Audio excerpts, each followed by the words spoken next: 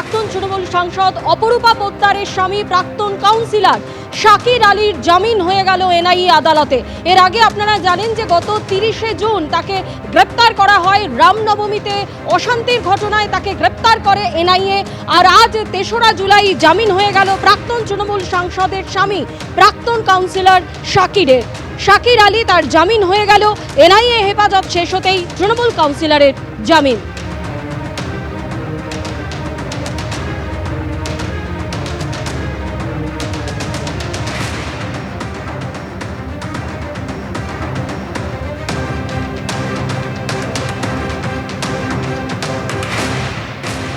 একদিকে প্রাক্তন তৃণমূল সাংসদ অপরূপা পোদ্দারের স্বামী যখন জামিন হয়ে গেল, অন্যদিকে অপরূপা পোদ্দার প্রায় 4 ঘন্টা হতে চলল শ্রীরামপুর থানায় তাকে জিজ্ঞাসাবাদ করা হচ্ছে। আপনারা জানেন এর আগে গত 30শে জুন যখন শাকির আলীকে গ্রেপ্তার করতে এনআইএ তার বাড়িতে পৌঁছে যায়, সেই সময় পুলিশকে ধাক্কা দেন তিনি এবং সেই ঘটনায় তাকে প্রথমবার যখন সমন পাঠানো হয় তিনি হাজিরা দেননি।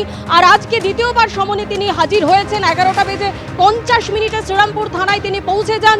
আর ইতিমধ্যেই 4 ঘন্টা হতে হয়ে গেল যে অপরূপা পোদ্দার তাকে জিজ্ঞাসাবাদ করছে পুলিশ, আর অন্যদিকে তার স্বামী শাকির আলীর জামিন হয়ে গেল।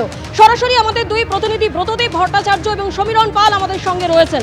ব্রতদেব, 30শে জুন শাকির আলীকে গ্রেপ্তার করলো এনআইএ, আজ তার জামিন হয়ে গেল, কি হলো আজকে আদালতে?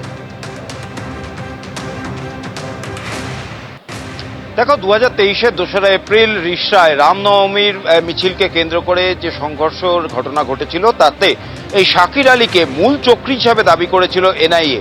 আজকে এনআইএর হেফাজত শেষ হওয়ার পর তাকে যখন আদালতে পেশ করা হয়, শাকির আলীর আইনজীবীরা তার জামিনের আবেদন জানান এবং সেই জামিনের আবেদন মঞ্জুর করেছেন বিচারক। অর্থাৎ শাকির আলী, যাকে 2রা এপ্রিল 2023 সালে রামনবমীর মিছিলে হামলার অভিযোগ উঠেছিল, যার বিরুদ্ধে পরিকল্পিত হামলার অভিযোগ উঠেছিল শাকির আলীর বিরুদ্ধে, সেই শাকির আলী এই মামলায় জামিন পেয়ে গেলেন। এর আগের দিন তাকে এনআইএ আদালতে পেশ করে এই ঘটনার মূল চক্রী হিসাবে দাবি করেছিলেন। 2023 সালের 2রা এপ্রিল সেই রিষড়ায় রামনবমীর যে মিছিল বেরিয়েছিল, সেই মিছিলের উপর হামলা হয়েছিল, ইট বৃষ্টি হয়, বোমাবাজি হয় এবং বহু মানুষ আহত হয়েছিলেন, এমনকি পুলিশ কর্মীরাও আহত হয়েছিলেন। পুলিশ কর্মীদের লক্ষ্য করেও ইট বোমা ছোড়া হয়েছিল।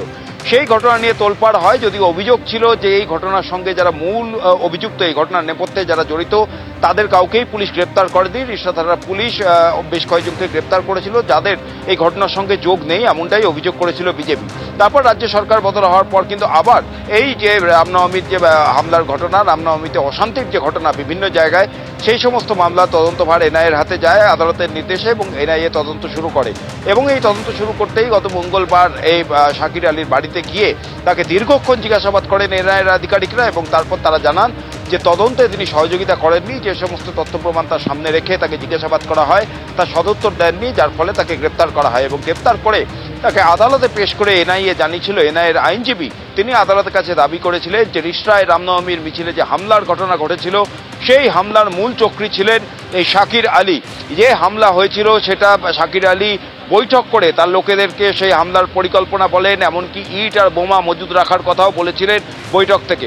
এই সমস্ত দাবি তারা করেছিলেন। আজকেও কিন্তু শাকির আলীকে আদালতে পেশ করে এনআইএর তরফ থেকে দাবি করা হয় যে গত 2 দিন ধরে তিনি যে হেফাজতে ছিলেন তাদের সেই হেফাজতে জিজ্ঞাসাবাদে শাকির আলী কোনো রকম সহযোগিতা করেননি।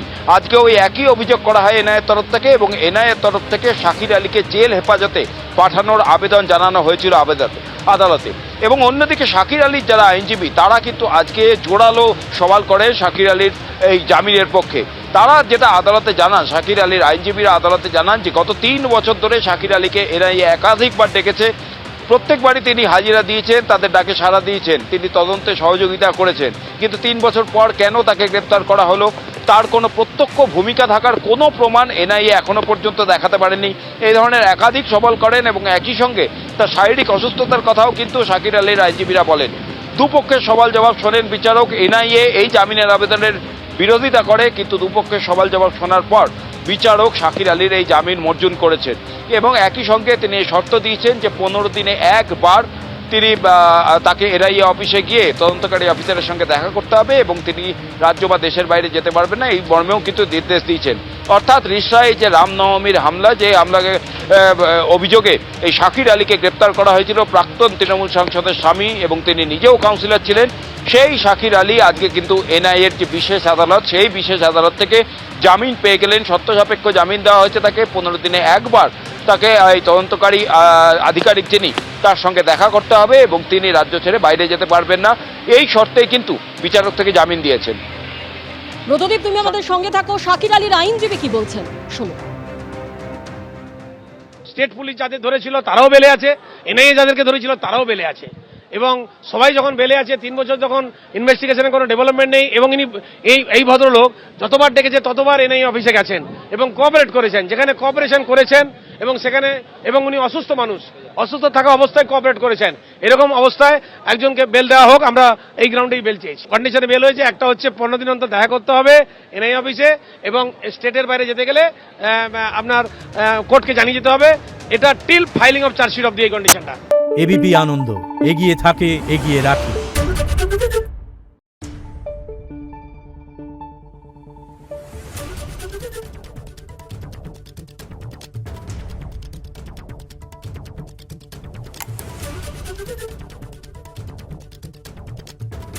Thank you.